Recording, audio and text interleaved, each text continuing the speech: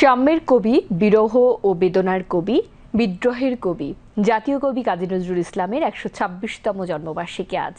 এ উপলক্ষে ঢাকা বিশ্ববিদ্যালয়ের আয়োজনে কবির সমাধি প্রাঙ্গণে সুপ্রভাতে আলোচনা ও সঙ্গীত আয়োজন করা হয়। অনুষ্ঠানে কবিতা, সঙ্গীত ও আলোচনা অনুষ্ঠিত হয়। এর আগে ঢাকা বিশ্ববিদ্যালয়ের জাতীয়তাবাদী দল বিএনপি, নজরুল একাডেমি, কবি পরিবার সহ বিভিন্ন প্রতিষ্ঠান শ্রদ্ধা নিবেদন করেন। বিস্তারিত ইমরানুজ্জামানের প্রতিবেদনে। আমি চির বিদ্রোহী বীর, আমি বিশ্ব ছাড়ায়ে উঠিয়াছি একা চির উন্নত শির। বিদ্রোহের কবিতা যেমন লিখেছেন, শিশুদের জন্য লিচু চূড়ের মতো ছড়াও লিখেছেন। প্রেমের কবিতা প্রাঙ্গণেও রয়েছে তার বলিষ্ঠ উপস্থিতি। একাধারে প্রেমের কবি ও বিদ্রোহী কবি কাজী নজরুল ইসলাম। কবিতা, উপন্যাস, নাটক, সঙ্গীত আর দর্শনে নজরুলের অনবদ্য উপস্থিতি বর্ণাঢ্য করেছে বাংলা সাহিত্যকে। সাম্য ও সম্প্রীতির প্রশ্নে তিনি আজও প্রাসঙ্গিক। আমাদের সুখে, দুঃখে, আনন্দ, বেদনায়, শোকে এক অসম্ভব প্রেরণার উৎস হচ্ছে জাতীয় কবি কাজী নজরুল ইসলাম। আমরা সামনে আরও যত লড়াই সংগ্রাম যাই আসুক না কেন, আমাদের প্রতিটি পদক্ষেপ, আমাদের প্রতিটি মিছিল, আমাদের প্রতিটি স্লোগান নজরুল আমাদেরকে প্রভাবিত করবে, নজরুল আমাদেরকে উদ্দীপ্ত করবে, নজরুল আমাদেরকে সমস্ত শৃঙ্খল ভেঙে এগিয়ে যাওয়ার সাহস যোগায়।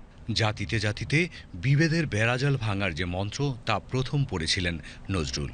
সার্বজনীন বিশ্বের স্বপ্নে তিনি লিখেছিলেন, মোরা একই বৃন্তে দুটি কুসুম, হিন্দু মুসলমান।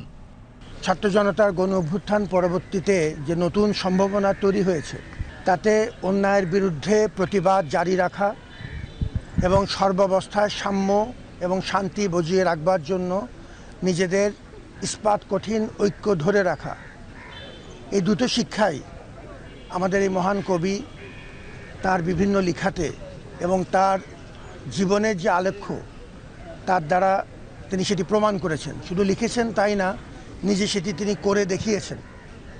নজরুলের শিক্ষা তাই সার্বজনীন এবং চিরন্তন। গবেষকরা বলছেন, আসলে কবি কাজী নজরুল ইসলাম ছিলেন সাধক কবি। আমি একজন সাধকপন্থী হিসেবে দেখি নজরুলকে, যে আমাদের দেশের মানুষকে মহামিলনের জায়গায় নিয়ে আসার জন্য নজরুল কিন্তু আমাদের ফকিরি ধারার ধারণাগুলোকে ধারণ করেছিলেন তার গানে। যেমন নজরুলের একটা অসাধারণ গান আছে, কোথায় তুই খুঁজিস ভগবান, সে যে রে তোর মাঝে রয়।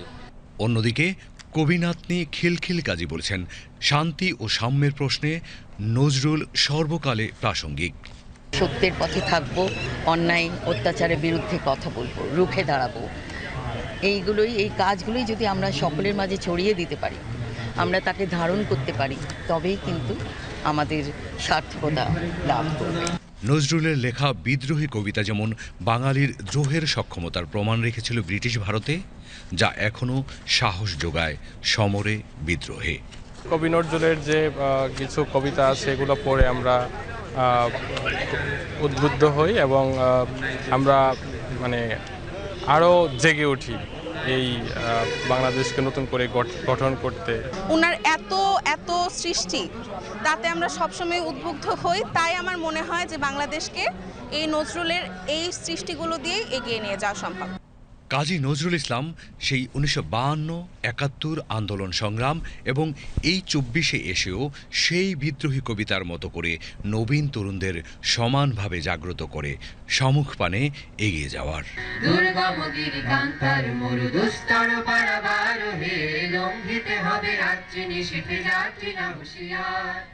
Imranuzzaman, BTV news.